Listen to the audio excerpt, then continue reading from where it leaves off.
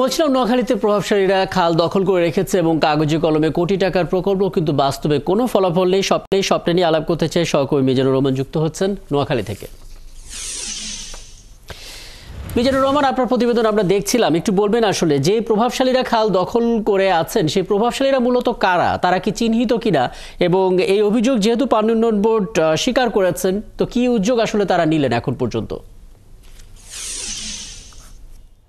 হ্যাঁ রাকিব, আপনি যেমনটি বলছিলেন যে আমিও সকালে এর আগে বলেছিলাম যে চীনের দুঃখ হুয়াঙ্গো নদী আর নোয়াখালীর 40 লক্ষ লোকের দুঃখ হলো নোয়াখালী খাল ভরাট এবং দূষণ হয়ে যাওয়ার কারণে। এবং সাম্প্রতিক বন্যায় সবচেয়ে বেশি নোয়াখালীতে দীর্ঘ 2 মাসের মতো জলাবদ্ধতা হয়েছিল। আপনি জানেন যে নোয়াখালীর পাশে ফেনী জেলা বন্যা হয়েছিল, সেটা পানি সরতে 7 থেকে 8 দিন লেগেছিল, কিন্তু নোয়াখালীর পানি 2 মাস পর্যন্ত লেগেছিল। তাই নোয়াখালী মানুষের এখন প্রাণের দাবি হলো খালগুলো অতি দ্রুত যে অবৈধ দখলদার হাত থেকে রক্ষা করা। আপনি আরেকটি প্রশ্ন করেছেন যে খালগুলো দখল কাদের হাতে রয়েছে। এটি একটি প্রতিযোগিতামূলক ভাবে, অর্থাৎ বিগত 15 বছর সরকার যারা ছিলেন তাদের যেমন লোক দখল করেছে খালগুলো, তার আগে যারা ছিলেন তারাও কিন্তু খালগুলো দখল করেছে। এটি একটি পর্যায়ক্রমে প্রতিযোগিতামূলক, যে সরকার যখন এসেছে তার লোকেরা খালগুলো দখল করে আছে। আমি এখন আছি নোয়াখালীর চৌমনি খালে। একসময় চৌমনি খাল, এই খাল দিয়ে কিন্তু বড় বড় সাম্পান নৌকা আসতো এবং সেই মাল বিভিন্ন দূর অন্তরে, কিন্তু এখন খালটি বিগত কয়েক দশক ধরে খালটি আপনি হয়তো ক্যামেরার মধ্যে দেখতে পারবেন যে এটি ক্রমান্বয়ে সংকুচিত হয়ে গেছে। অর্থাৎ এখানকার ব্যবসায়ীরা রাজনৈতিক প্রশ্রয়ে এবং এক শ্রেণীর অসাধু দুর্নীতিবাজ কর্মকর্তার ইন্ধনে তারা খালগুলো দখল করে এখানে ভবন নির্মাণ করেছেন। আপনি হয়তো ক্যামেরায় দেখবেন একটি 8 তলা ভবন হয়েছে।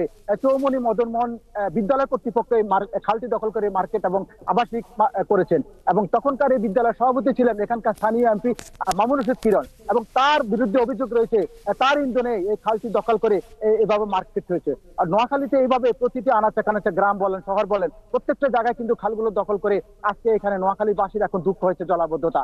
ইতিমধ্যে বন পরিবেশ উপদেষ্টা সৈয়দ রেজওয়ানা হাসান তিনি এখানে গণশুনানি করেছেন গত বন্যার পরেই, এবং তিনি বলেছেন এখনই সময় হলো খালগুলো দখল মুক্ত করা। কিন্তু একটি বিষয় আপনাকে বলে রাখি, খালগুলোর মালিকানা নিয়ে নানা দ্বন্দ্ব রয়েছে।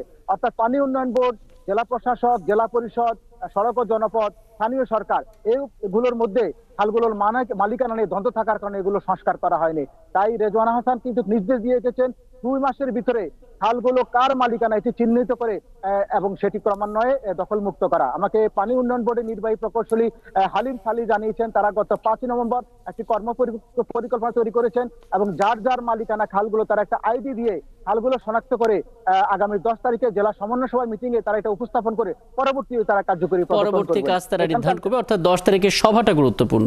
আপনাকে অনেক ধন্যবাদ। যুক্ত হয়েছিলেন সহকর্মী মিজানুর রহমান, নোয়াখালী থেকে যুক্ত হয়েছিলেন, এবং প্রভাবশালীরা যেভাবে খাল দখল করে রেখেছে এবং প্রশাসন কি ব্যবস্থা নিচ্ছে সেটা নিয়ে মূলত কথা বলছিলেন।